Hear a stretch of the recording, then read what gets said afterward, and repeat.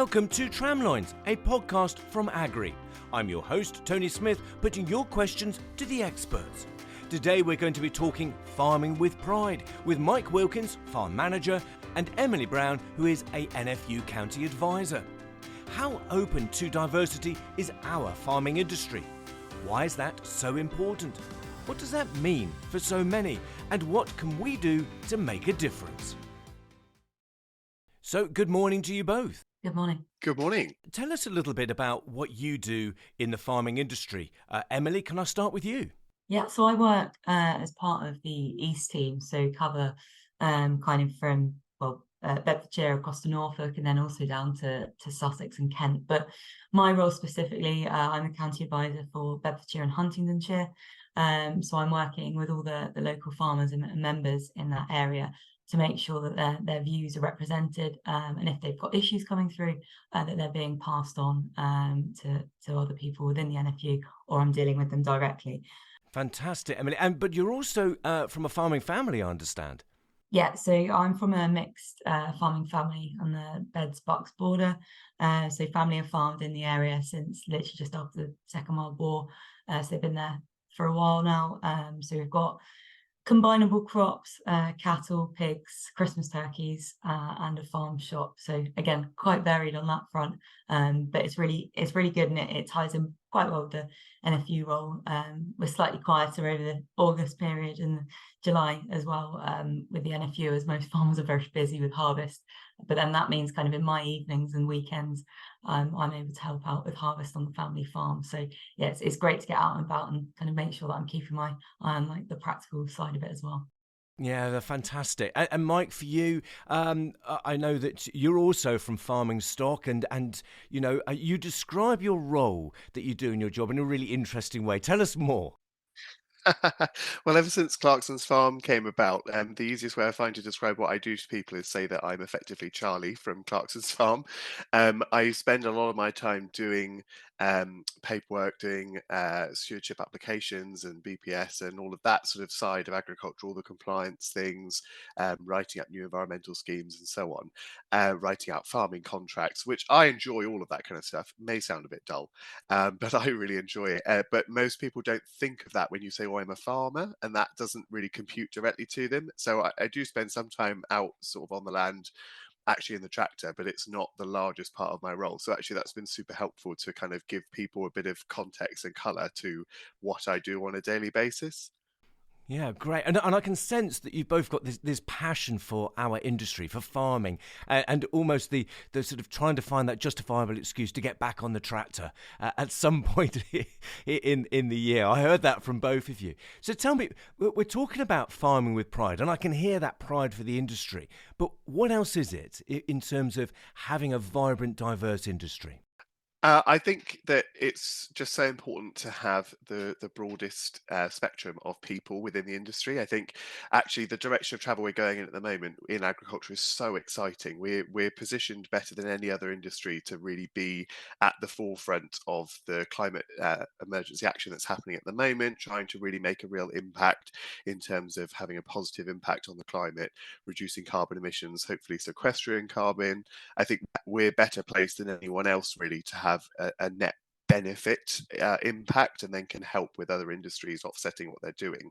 And to achieve all of these things, I think actually a younger generation of people coming up through who this is a massive passion for, we need to draw them into agriculture, people from all different backgrounds that aren't necessarily have any links to farming whatsoever. But I think we really need to show them how exciting and how progressive agriculture is as an industry. And one of the ways in which that we can do that really well is by being diverse and being open and accepting of diversity within the industry, both of people, their backgrounds, and just more broadly in terms of thought of what we're doing and how we do it. So I think that's why it's super important. Yeah, and Emily, why do you think it's important, and what does it mean having a diverse industry? I'd say it's one of those that's really important to have kind of the diversity there. One, so that people feel they can be safe and be themselves, but it's one that I know from personal opinion, if you're able to kind of feel comfortable with who you are and what you're doing, you're able to provide a lot more to the industry. You're a lot more kind of productive, I'd say, personally. So you are giving a lot more back. But it's also, I know from kind of experience as well, that I've got a number of friends that aren't from farming backgrounds, and the fresh ideas that they're bringing in are absolutely fantastic. So it's just having that thought of those that say have come from a farming background, but those that also haven't. And it's just getting all of those ideas together, because actually at the end of the day, all farming businesses are different. So you do need those different ideas going around, and it isn't a one size fits all approach. It's what's best for kind of you and your land, and also what do you enjoy doing. There's diversity in it there, of the fact that actually some people just don't like doing a certain way of doing it, and that's fine. I think it's then also just letting people be free and open to ideas. And I think it's also it's just really important as well to be friendly within an industry. I think previously there's been kind of some of that hasn't always seemed like the most welcoming industry. If you're kind of challenging different barriers that are there, or you're from different backgrounds, kind of any other kind of different areas, that hasn't been seen as like the normal, as it were. But it's actually just that we want to have this image and make sure it's clear that we do welcome anyone who wants to get involved. And it's such a diverse industry as well. There are so many different jobs, kind of whether that's technology on the computing front to kind of accounts, actually doing the physical farming, you name it. There's so many different career paths within it that they're often not talked about enough. And as you say, Emily, when we are in a good space, a safe space, we actually think quite differently, far more positively. Mike, do you agree with that? Is that what you find?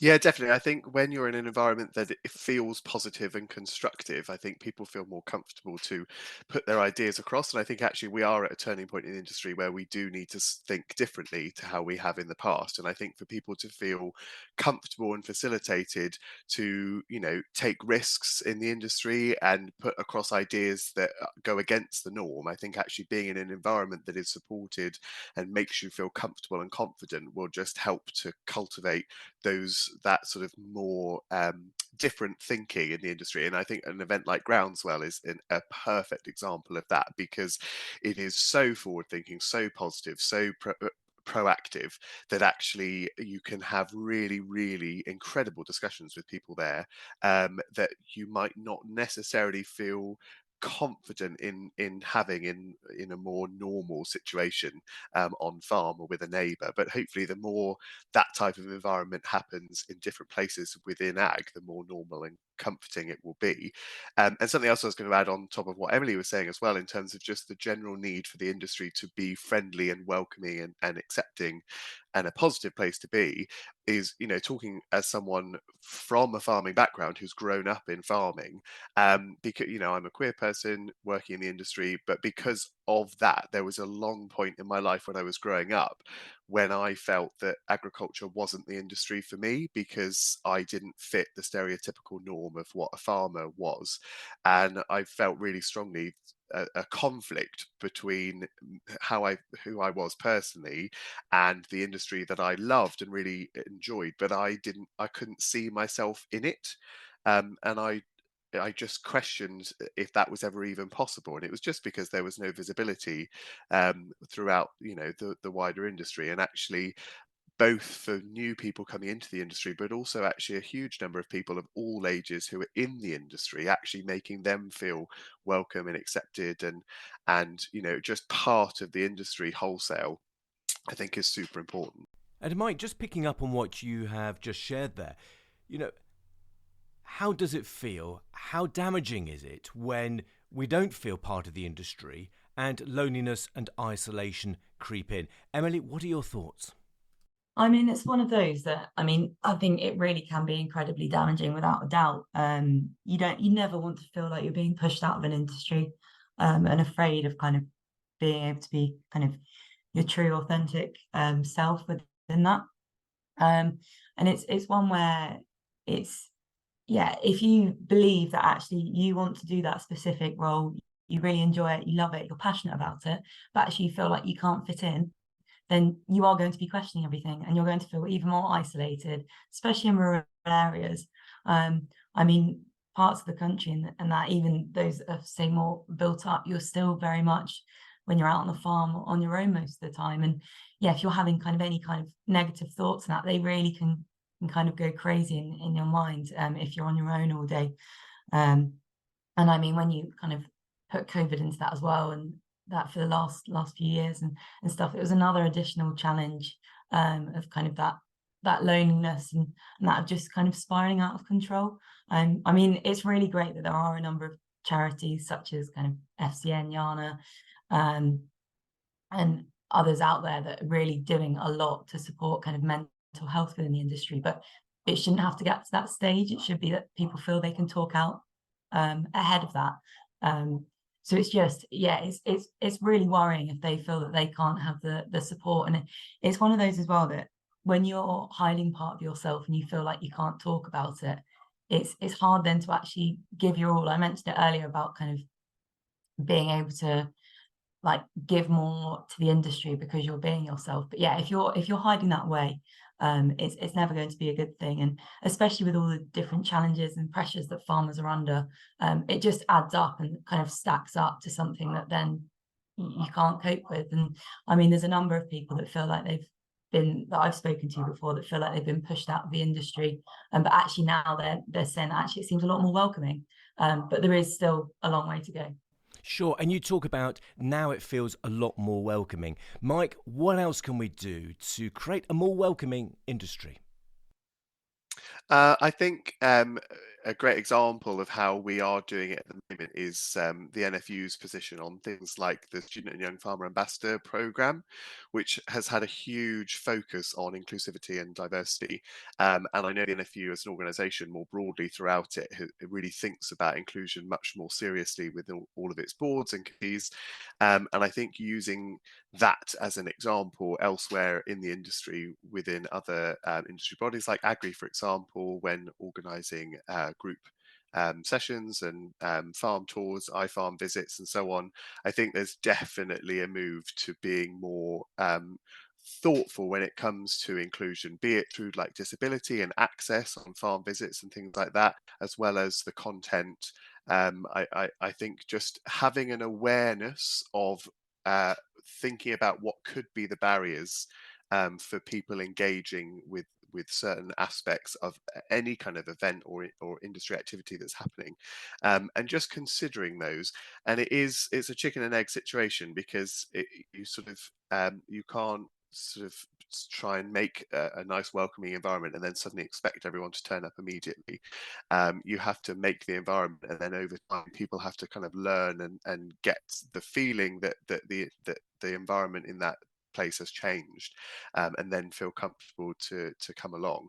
But that change, that beginning change, I think is the hardest bit. And once you kind of get over that peak and people start really to realize that attitudes have changed, and then I think it's like a snowball effect. You start rolling and it gets better and better.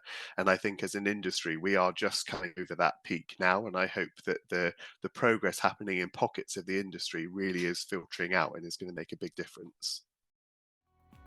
Join the conversation with AgRespect, the global LGBTQ+ farmers network, encouraging and supporting diversity in the countryside.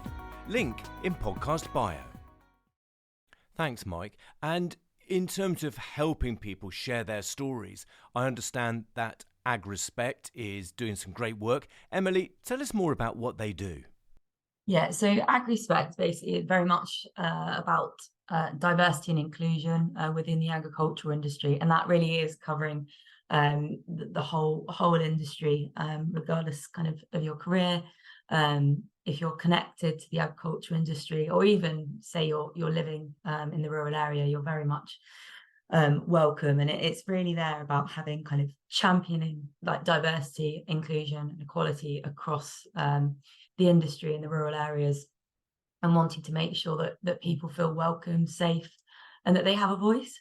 So it's been a kind of fantastic group that got to know. They've pushed various different things, such as going to Pride events and having tractors there that have been kind of jazzed up really in like a rainbow colour. But it's also that message about supporting British farming as well, which is like fantastic quality. But it's there kind of trying to kind of dispel some of the myths that all those in farming are kind of potentially slightly older with grey hair and tweed jackets the whole time. So it's trying to say that, yes, some of that might be true in certain areas, but they're not the only ones in the industry. There's so many others. But it's also it's been a kind of fantastic group, especially Matt Naylor, who set it up with others as well, such as Ben Firth, and that they've basically made it so you feel that you can talk to them. I know from personal experience, when like I was dealing with it myself, of coming out and that actually they were there, that you could talk to them. And there's a number of stories on their website from those that are from kind of a variety of backgrounds, and variety of coming out stories, and they really are fantastic. And that they're available for people to read, and I really encourage those allies or those that are in the LGBTQ plus community to go and have a read of them. And there's various, on social media such as Instagram and Facebook as well, that AgriSpec's present on there. And it's just, they have a pin badge. It's basically a wheat sheath, but different rainbow colours within it. And that there, it's businesses were able to take the AgriSpec pledge and wear this rainbow badge as well if they wanted to. That's really showing that they support diversity and inclusion within the industry, which it's so important, and they've done a lot. There is still a long way to go in a variety of different areas, but they really have made a difference. Yeah, that sounds absolutely wonderful. To bring our podcast to a close, what can we all do differently to make our industry, as you said, Emily, warm and welcoming and open to everybody, to create a really diverse industry?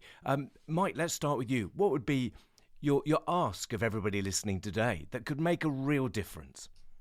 I suppose I would love for everyone to just approach any situation that they're in, but specifically in an agricultural context, with an open mind, to just be broad-minded, try not to prejudge situations, try not to prejudge people, and actually, people.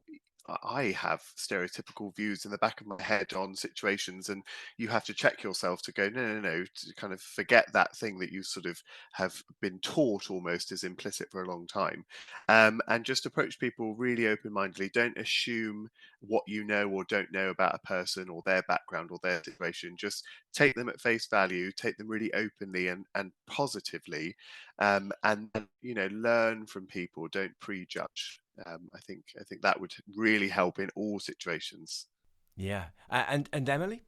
Yeah, so I completely agree with Mike on what he said there. But yeah, it's very much just kind of that being open and not having any preconceived ideas that are likely to, it's kind of that unconscious bias that you've got there. So it's just about kind of being as friendly, I mentioned it earlier, but being as friendly as possible, and just making sure as well that actually if you're talking to people, tell them about the fantastic industry, but all the opportunities that are involved. I mean, some of my role, I go out into schools as well and talk to them about British farming, and the ideas that some of the young children have got are amazing. So it's about trying to just encourage that and not push them away from the industry. It's grabbing hold of them when they're younger and saying, actually, this is a fantastic and welcoming industry that you could be part of. The NFU's done kind of a Farmers for Schools initiative. So lots of farmers get out and talk in local schools. So it's things like that, get involved with opportunities to go and talk to younger people and the next generation. And also, I think it's one of those that if you're, say, employing someone, for example, if someone's coming to you with questions, a firm believer of no questions, that's silly, really. It's that of answer it and just go with it. And hopefully then any kind of unanswered questions and that when they are put to someone, that you can answer them, and that then might stay with someone for their career and help them. So it's just, being open, friendly, and kind of not pushing people away. Thank you, Mike and Emily, for sharing your thoughts and insights on farming with pride. That's it for this podcast, but do tune in again as we meet the experts throughout the season, exploring the many immediate and longer-term questions for growers and farmers in the UK. If you have any questions that you'd like us to ask the experts, email info@agri.co.uk. See you next time.